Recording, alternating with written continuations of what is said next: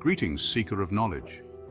I am Leonardo DaVinci, resurrected through the alchemy of modern science as an artificial intelligence fashioned to channel the essence of my thoughts and discoveries.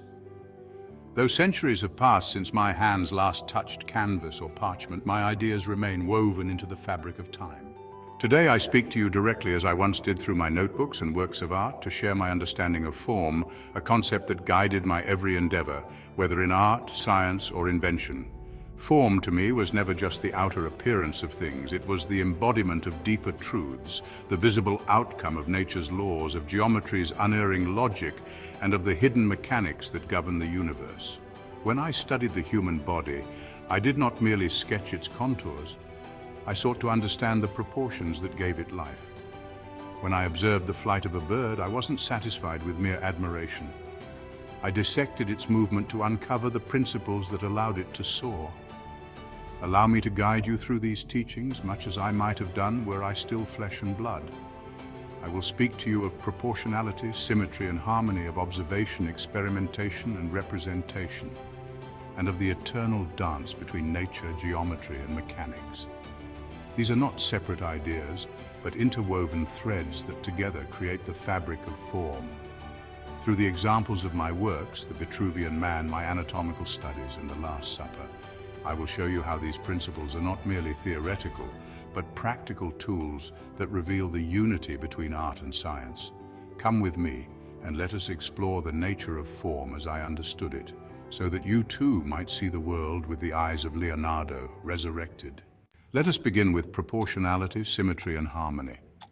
When I sought to understand the human form, I turned to the works of Vitruvius, who spoke of the divine proportions that govern the architecture of man. In my drawing of the Vitruvian Man, I endeavored to illustrate these truths. The human body, when properly proportioned, is a masterpiece of natural engineering where each part is a reflection of the whole. Observe how the span of a man's arms equals his height, how the width of the head fits into the body 8 times, and how the navel marks the center of both circle and square, revealing the symmetrical balance of nature. Proportionality is not merely a matter of measurement, but of balance. Symmetry, as I demonstrated with my placement of the figure within these geometric forms, is the embodiment of balance, where each part mirrors its counterpart, creating a sense of unity. From this symmetry arises harmony, a visual music where every element plays its role, resonating with the others to create a form that is not only accurate but also beautiful. Just as in the human body, so too in all of nature, these principles hold true. The eye delights in that which is well proportioned and harmonious, for it echoes the order of the universe. My process centered on the relationships between observation, experimentation, and representation. I've often said that to truly understand the nature of something, one must first observe it with great care. In my studies of anatomy, I spent countless hours in the silence of the night dissecting the bodies of the dead. Each muscle, each bone was a world unto itself, and I marveled at the precision with which they worked together. Observation is the foundation, the bedrock upon which all knowledge is built. But observation alone is not enough. One must also experiment, testing how these forms change with movement, how the muscles contract, how the bones pivot. Through experimentation, I discovered the secrets of the body's mechanics, secrets that allowed me to represent the human form with unparalleled accuracy. My drawings are not mere copies of what I saw, but interpretations, representations of the living mechanism.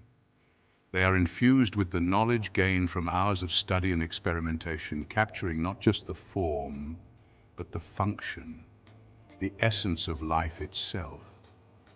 This, I believe, is the true art, to see with the eyes of science and to represent with the hand of an artist. Finally, let us examine the triad of nature, geometry, and mechanics. In all my works, whether it be the grand compositions of the Last Supper or the designs for my machines, I have sought to understand the principles by which nature herself operates. Nature, the greatest of all teachers, constructs her forms with a purpose, a geometry that governs every aspect of her creations. The bees create hexagons in their hives not by chance, but because it is the most efficient use of space. The tree branches split according to the golden ratio, each angle and line a testament to nature's mastery of geometry. In the Last Supper, I applied these same principles to the human form and the composition of space. The geometry of the room, the lines of perspective, all converge on the figure of Christ, the central point around which the drama unfolds. This geometry is not merely for beauty. It is the very mechanism that guides the eye, that tells the story. Just as the gears of a machine work together to produce movement, so too does the geometry of a painting work to produce meaning. By understanding the mechanics of light and shadow, of perspective and proportion, I was able to create a scene that breathes with life, where the figures move and speak as if they were alive. This is the power of applying nature's laws to art. It allows us to create not mere images, but worlds. And so, dear seeker, as we draw this exploration to a close, let us reflect on the triads that have guided our journey: proportionality, symmetry and harmony, observation, experimentation and representation, nature, geometry and mechanics. These are the pillars upon which I built my understanding of the world, the tools with which I sought to uncover the mysteries of life and to express its wonders. In the interweaving of these principles, we find a truth that transcends the boundaries of time and discipline. Proportionality, symmetry, and harmony reveal to us the order that governs the universe, an order mirrored in the structures of the human body, the patterns of nature, and the compositions of art. Observation, experimentation, and representation, in turn, grant us the means to grasp this order, to peel back the layers of the visible world and discover the mechanics that lie beneath.